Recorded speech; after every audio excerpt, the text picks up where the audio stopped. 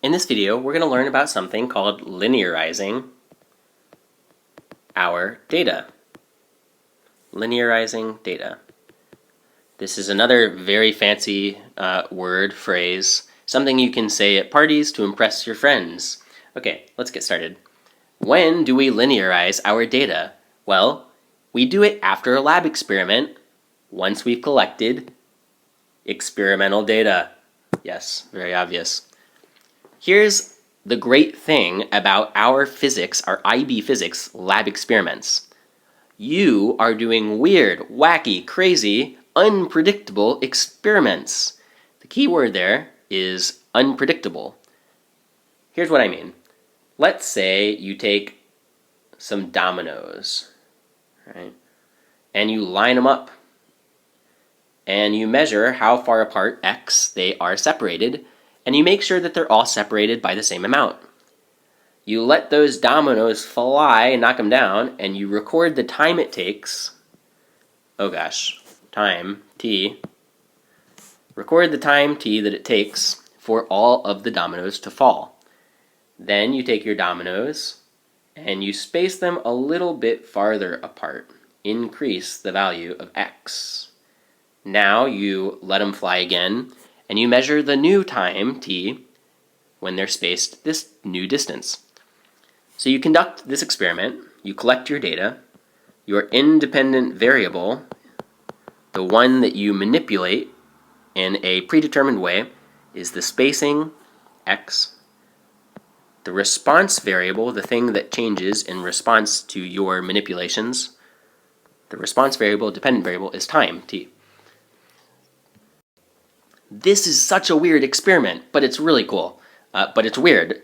So here's why it's weird. We don't know how x and t are related. And we really can't figure out what the correct equation would be between x and t before we do the experiment.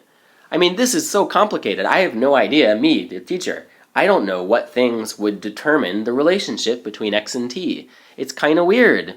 You know, it would take quite a bit of work to try and predict the relationship. We can't do it. But in physics, we love equations. We love functions. We want to write a function down.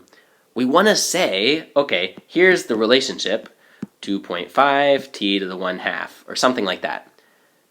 And we can't do that unless we linearize our data. So linearizing our data allows us to write some beautiful equation down that we didn't know before we got started. Here's how you linearize your data.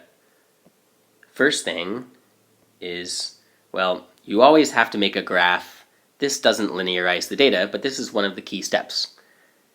You'll always first make a graph with your independent variable on the x and your dependent variable on the y, and you'll just plot that data.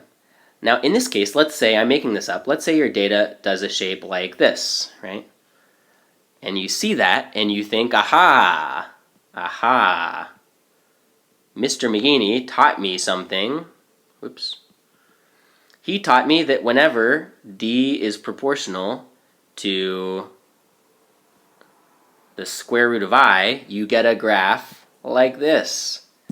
Oh, but wait a second. He also said you get a similar looking graph if d is proportional to I to the 0.4, or if d is proportional to I to the 0.6. So you're starting to suspect a power relation, a power function, where the power is positive but less than 1, right? Some decimal. But you don't know which one of these it is, and that is the problem. So how do we figure it out? We linearize our data.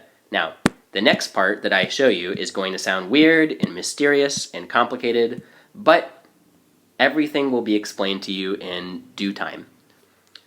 The way to linearize your data is take the values of t in your spreadsheet. There's a column of t values. Log every single one of them. Take the log of each value and put that in a new column. Take all of your x values, all of the spacing values in that column of data, and log every single one of them. Take the log of the first, the log of the second, and so forth. Then you graph log of t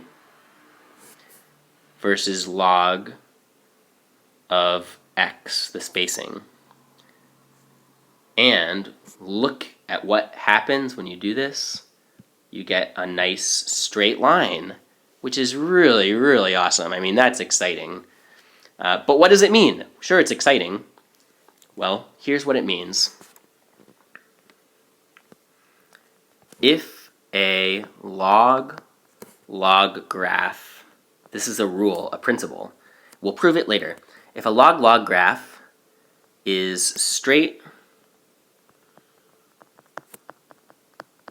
then you have a power function.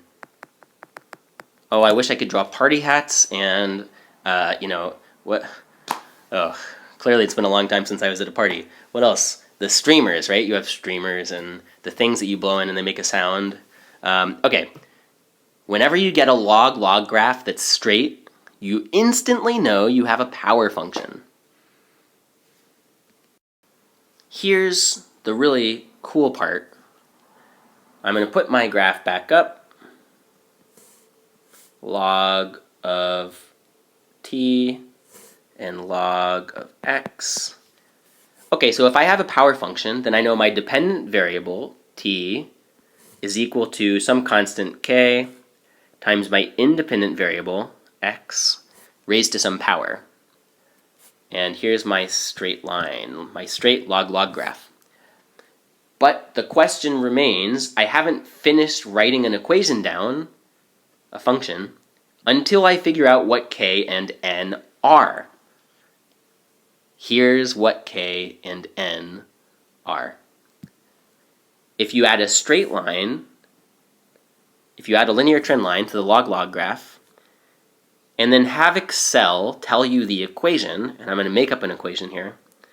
Let's say Excel spits out that y is equal to, I don't know, 0.7x plus, 0.5. The numbers in that equation, 0.7 is the slope, 0.5 is the intercept, the y-intercept. Those values tell you what k and n are. From the slope, we can find n. Oh, that's an upside down. From the slope, we can find n. And from the y-intercept, we can find k, the constant k. So here's how that works. The slope of your log graph, the slope is in fact equal to the power n. If you take 10 and you raise it to the intercept, the y-intercept, that is equal to the constant k. So in this case, I can look at my first equation, and now I could fill in what k equals, and I could fill in what n equals. Here's how you do that. T equals k, from the equation I just wrote down, I haven't proved it yet, we will later. I could write that k, I could replace it with 10 to the intercept, 10 to the 0.5.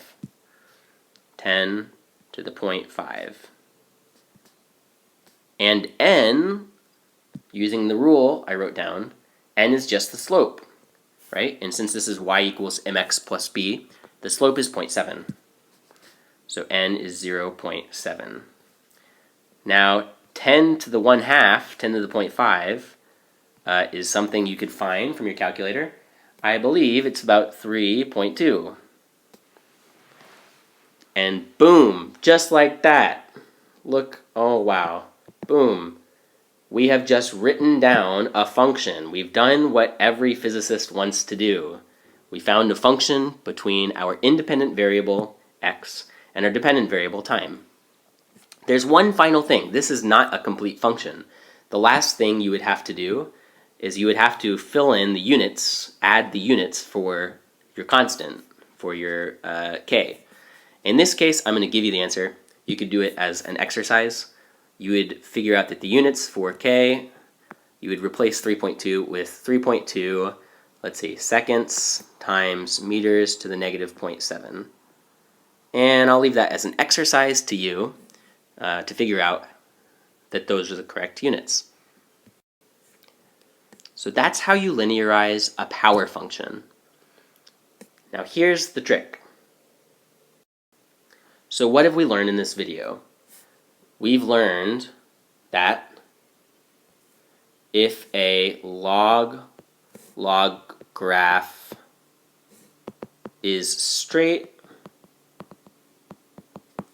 then you, my friend, have a power function. And in case you've forgotten, power function, your dependent variable, whatever it is, equals a constant times your independent variable, whatever it is, to a fixed power, a constant power.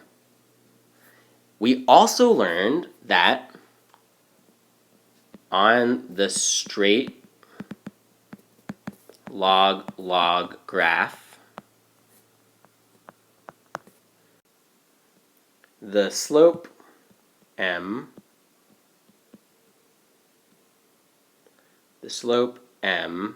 and remember you find the slope using the y equals mx plus b equation, equals the power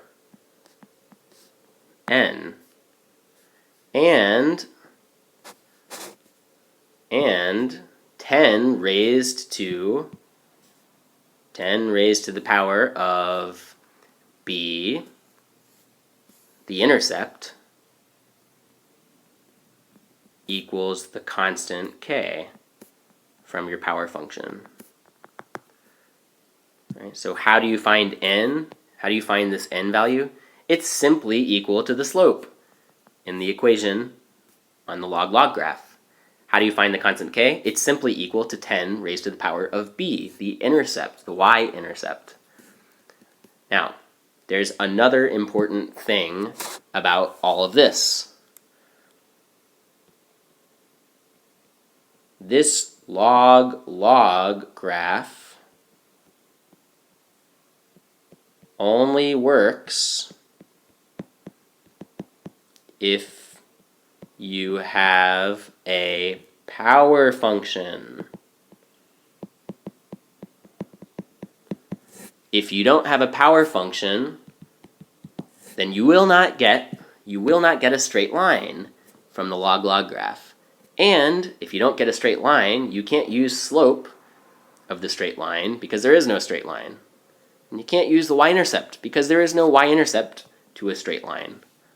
So this only works for a power function.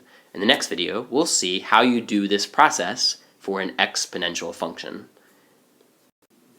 And in another video, I will prove to you that the slope of the log graph, of the straight log graph, is equal to the power n, and I will prove likewise that the y-intercept, 10 to the y-intercept, equals the constant k for a straight log graph.